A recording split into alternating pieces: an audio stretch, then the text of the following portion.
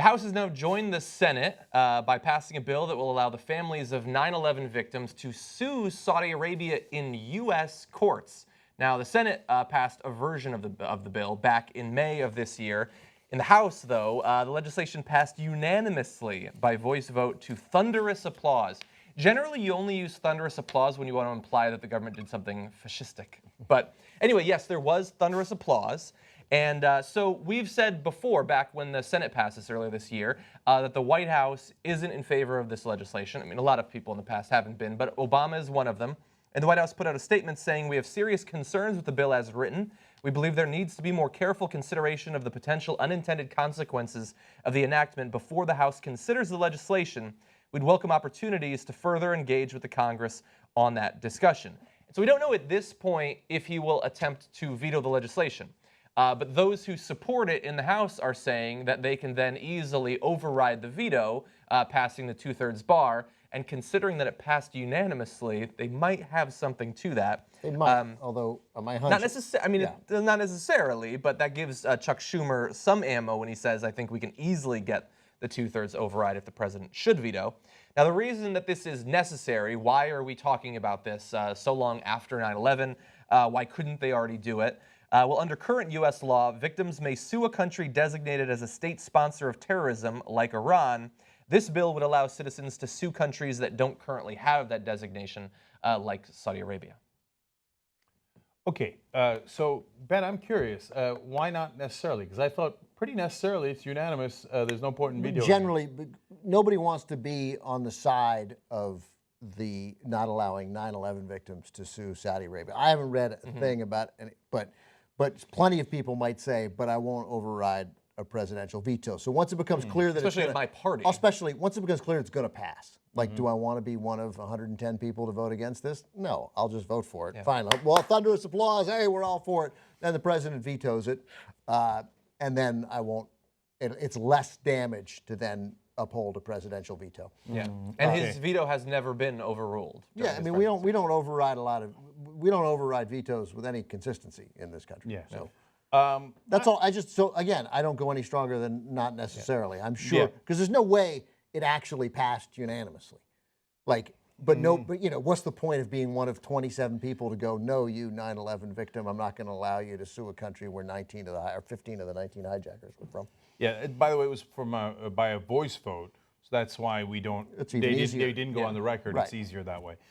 In case they want to later come back and say, "No, I got to vote with the president." Yeah. That's like saying everyone at church sang. Yeah, some of them are singing, I guess. But I think, he's a lame duck. It's an easy point against Saudi Arabia. No one likes Saudi Arabia. It's an easy hit to make. I think what's interesting is when you become president, how this just changes by definition. Like, Saudi Arabia is like Pakistan, right? They play some type of double game on terrorism issues, right? Yep.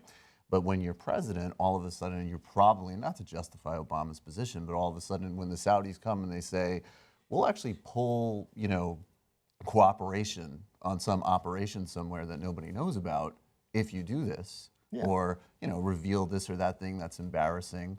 I think obviously the stakes are different, and it's an easy way to score points. But conversely, is Obama, he already wants to still do TPP. Is he going to expend capital to protect Saudi Arabia with 7 months left as well? When that already looks like that's not going to happen. Yeah, and there's one other element to this that must be taken into account, but it's not easy to take into account in the middle of thunderous applause, which is we might then get countersued for the bombings we have done all over throughout the world. We haven't done any bombings. You think? No, we probably never hit anyone innocent, so we're probably safe there.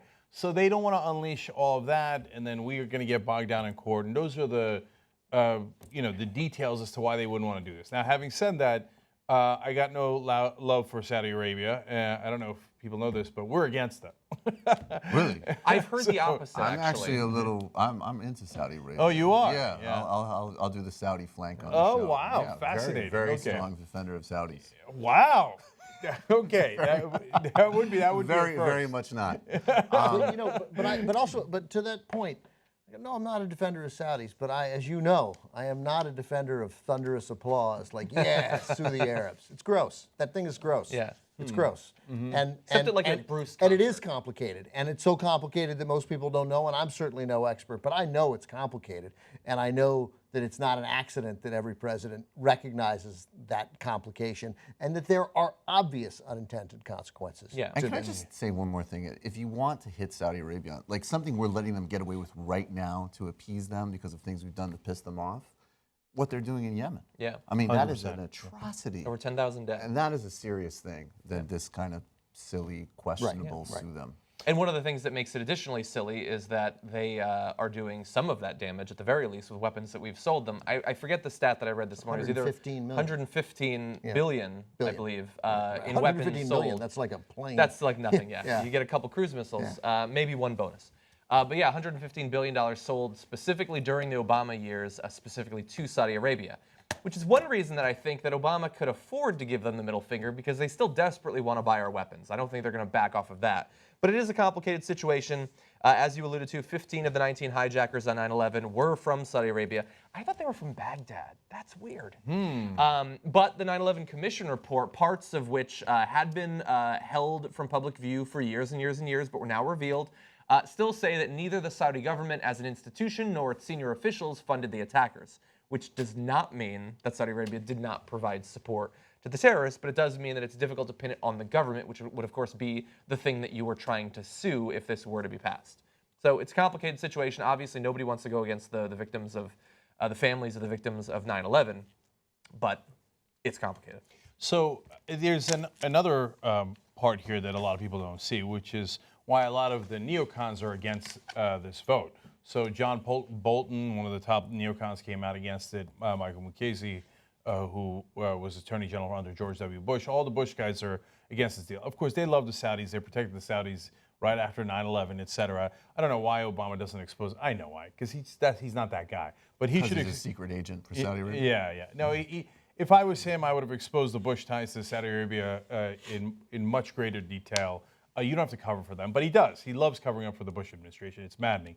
Anyway, part of that is that what almost nobody talks about, which is the secret Israel-Saudi alliance. And so the reality is the Israelis have picked a side. They think the Sunnis are less damaging than the Shia. The Sunnis of Saudi Arabia are definitely against the Shia in Yemen, Iran, Syria, and all these places, and they are funding the Sunni-Shia, basically civil war that's happening all throughout the Middle East. The Saudis are. So that's why the neocons, you'd be like, why in the world would they support Saudi Arabia? Because largely speaking, there's an understanding between Israel and Saudi Arabia. Let's go kick Iran's ass, make sure they're not a pain in our ass. Iran funds Hezbollah in Lebanon. Israel's not happy about that. Iran gave a lot of money to Syria, which is more Shia-aligned, the Assad government, et cetera. So they have joint interests, which is logical. Why just to be clear, and I mean, you did make it clear, because it's not like some crazy cabal. We don't need to talk about like the nature of this. They're all secretly pro-Israel, right? I mean, Israel and Saudi Arabia offer a path in the Middle East that most people who seem to be part of the establishment, in this case neocons unquestionably included, are more comfortable with. This is a solution that they're more comfortable with.